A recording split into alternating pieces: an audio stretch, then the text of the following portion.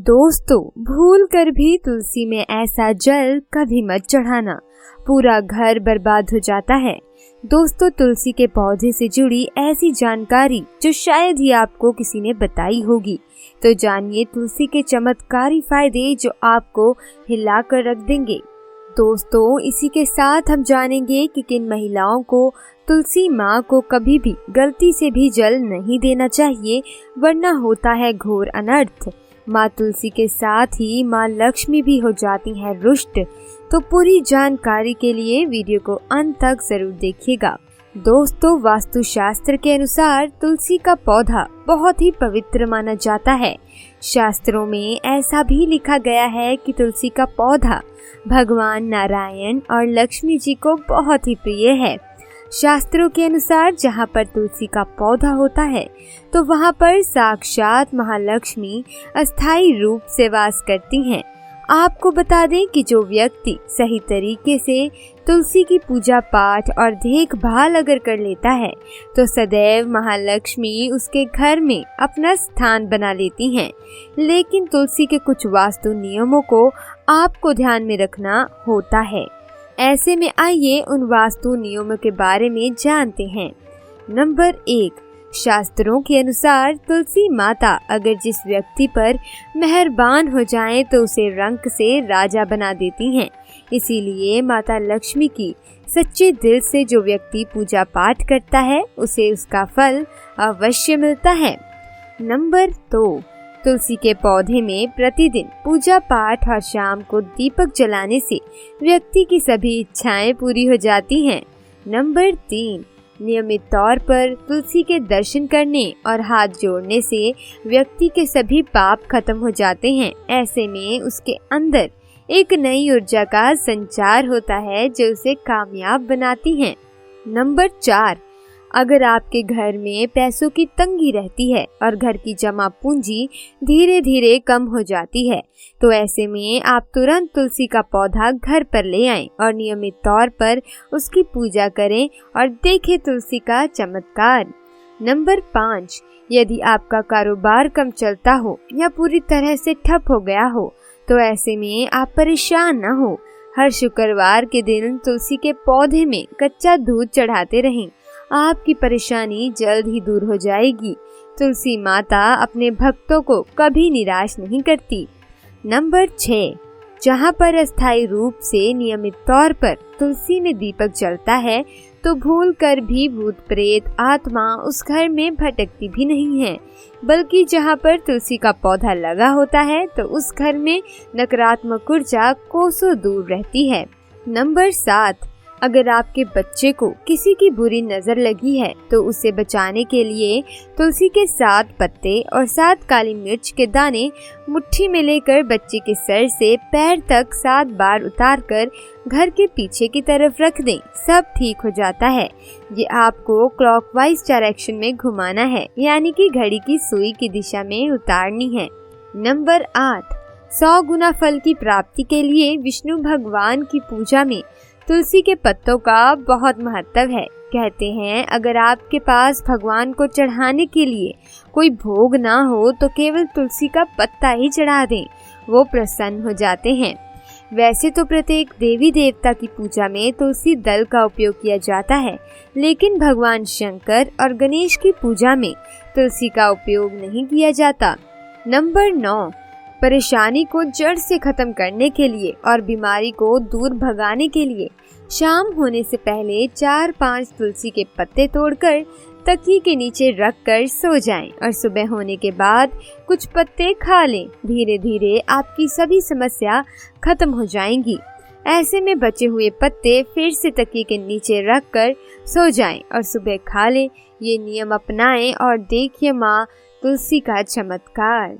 Number 10, ज्योतिष के अनुसार कहा जाता है कि तुलसी माला पहनने से बुध और गुरु ग्रह बलवान हो जाते हैं।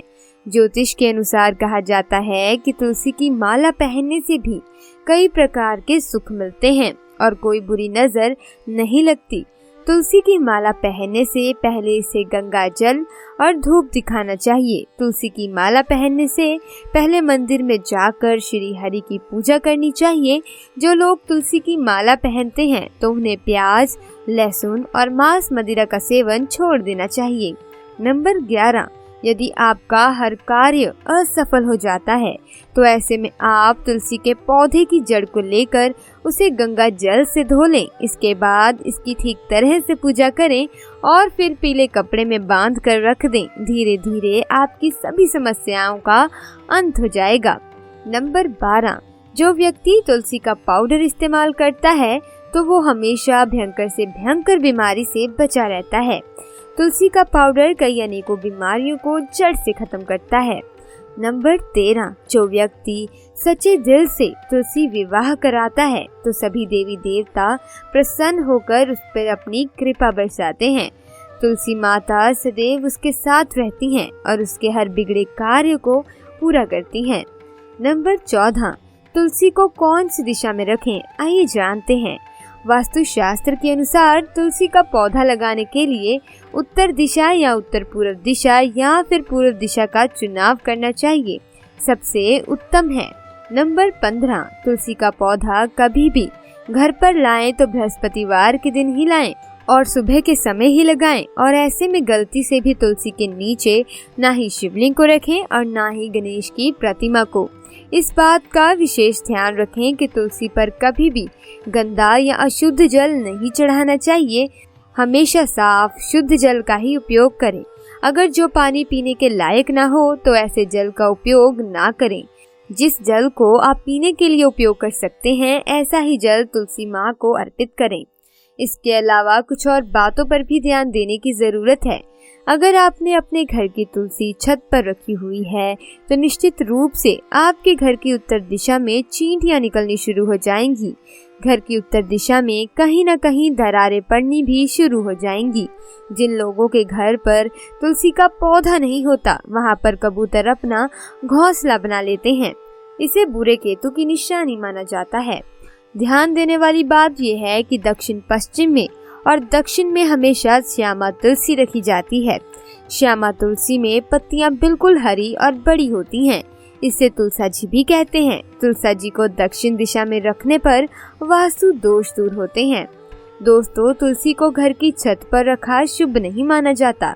अगर आपके पास तुलसी जी को छत पर रखने के सिवाय कोई और जगह नहीं है तो विशेष उपाय जरूर करें। तुलसी को कभी भी अकेले न रखें, हमेशा उसे केले के पौधे के साथ रखें। दोनों पौधों को बिल्कुल साथ में रखें और इसे मौली से बांध लें।